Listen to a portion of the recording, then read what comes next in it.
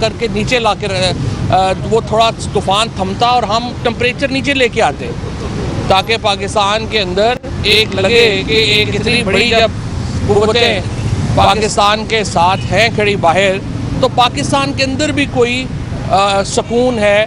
अगर पाकिस्तान के अंदर रोज़ ये लगेगा कि सुकून नहीं है, पाकिस्तान के अंदर एक पॉलिटिकल टर्मोइल बरपा रहेगा, एक सियासी तूफ़ान बपा रहेगा, कौन पाकिस्तान में, इसके बावजूद आप देखिए ना कि बैनुल अक़वामी इतनी कामयाबियों के बावजूद पाकिस्तान के अंदर कोई इन्वेस्टमेंट नहीं आ रही। पाकिस्तान के अंदर इंपीरियल कॉलेज का भी आपने देखा, जो एक माशाल्लाह पंजाब हुकूमत ने जो है वो एक ड्रामा रचाया और बाद में शर्मिंदा होना पड़ा।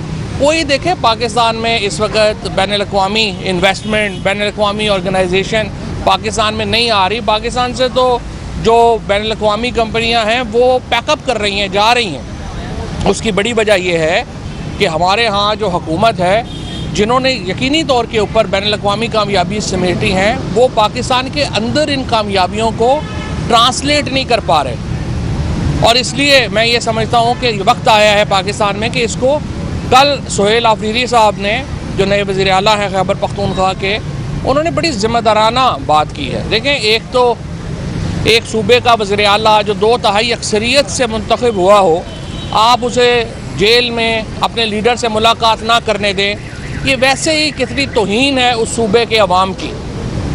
इससे आप अंदाज़ा लगाएं कि माइंडसेट क्या है।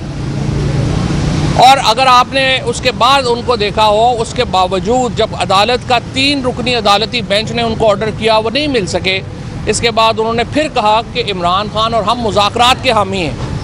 मैं समझता हूँ कि ये एक बड़ी मुस्बत बात थी सुहेल आफरीदी साहब की तरफ से।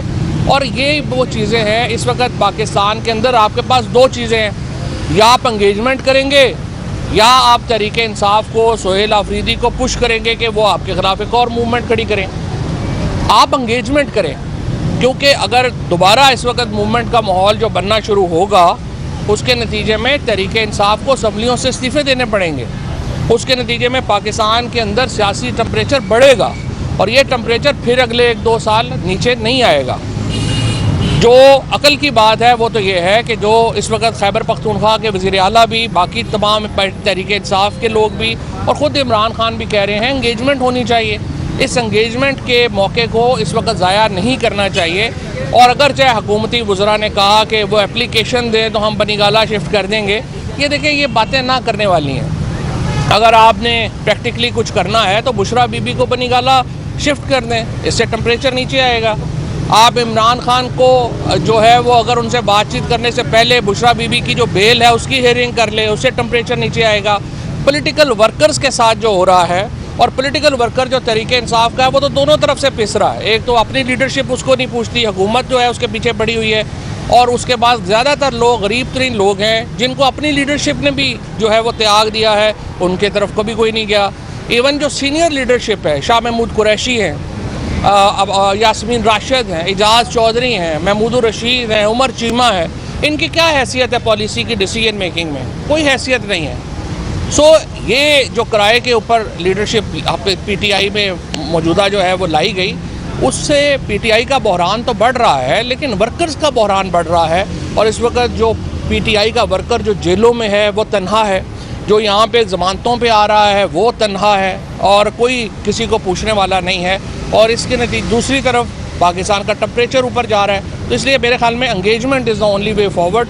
टेम्परेचर नीचे लाएं ताकि हम जो बैनुल अक़वामी कामयाबियाँ हैं उनको कंसोलिडेट कर सकें। Thank you. अच्छा सर, ये बताइएगा कि आप टेम्परेचर कम होने की बात कर रहे हैं, दूसरी तरफ हुकूमत ने TLP पर बदली डाली है और TLP की शनाख्त जो है वो उनके पकड़ दकड़ 9 मई के वाक़यात वाला ये सीन हो रहा है, तो किस तरह मुल्क में इस्तेहकाम आएगा? देखिए, TLP के ऊपर पाबंदी सिर्फ मौजूदा हुकूमत ने नहीं लगाई।